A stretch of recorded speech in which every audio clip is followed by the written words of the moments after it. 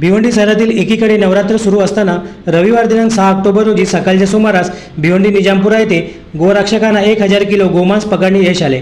त्यानंतर बजरंग दलाचे कार्यकर्त्यांनी 4 चाकी कारच्या पाठलाग करण्यास सुरुवात केली। बजरंग दलाचे कार्यकर्ते यांनी ही धाड टाकली असून या धाडीत 9 गोवंशाचे कापलेली मुंडकी आणि 1 टन गोमांस पकडणे यश आले आहे। ख्वाजा गरीब नवाज बीफ शॉपमध्ये काम करणारे लोक कारमधून गायीचे मांस काढून टाकू लागले, ज्याची नावे आहे इम्रान कुरेशी, जकीर, अबूसर, जमाल टकला आहे। बजरंग दलाचे कार्यकर्ते यांनी महाराष्ट्र सरकारला अशी मागणी करीत आहे की प्रशासनाने कठोर कारवाई आणि या प्रकरणात राजद्रोहाच्या त्यांच्याविरुद्ध कारवाई केली पाहिजे।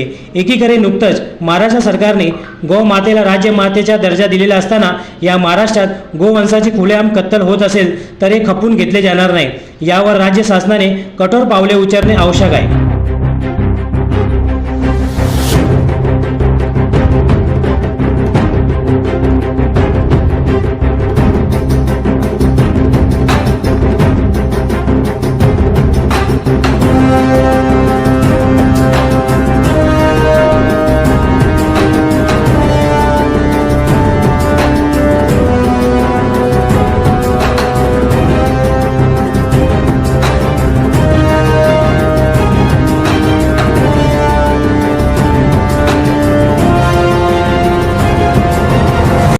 ऐसा है कि हम तो कार्यकर्ता जो है वो नियमित रूप से काम करते।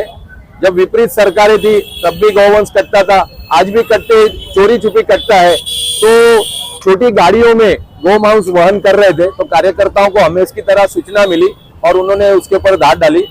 तो पता चला कि उसमें 10 गाय के जो सर रहते हैं वो पाए गए। तो इसका अर्थ ऐसा है कि 10 गाय तो काटी गई, उसके साथ में गोमांस भी पकड़ा गया है। उसका वजन कर रहे हैं, करीब एक गाय का 300 किलो के आसपास, 250 किलो के आसपास वजन होता है। उस हिसाब से कितना गोमांस पकड़ा गया है इसका भी सरकार की ओर से बनाया जा रहा है पंचनामा वगैरह।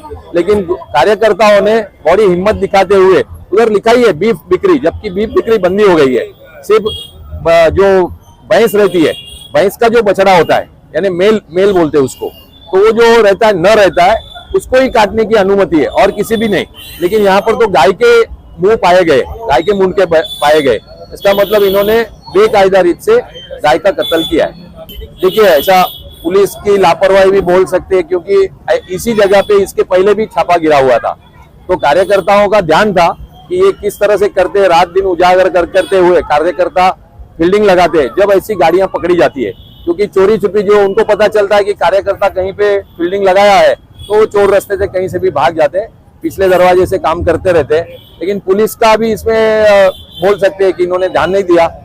इस जगह पे हमेशा कत्ल करके लाया जाता है तो पुलिस खुद भी काम कर सकती है, लेकिन उनकी नाकामी है। आज भी नहीं करेंगे क्योंकि क्या होता है, हमारा तो इससे आगे जाकर के कहना है कि अगर गोमांस इस गाड़ी में पकड़ा गया तो इसके पीछे बहुत बड़ा रैकेट है। ये एक दिन का काम नहीं है।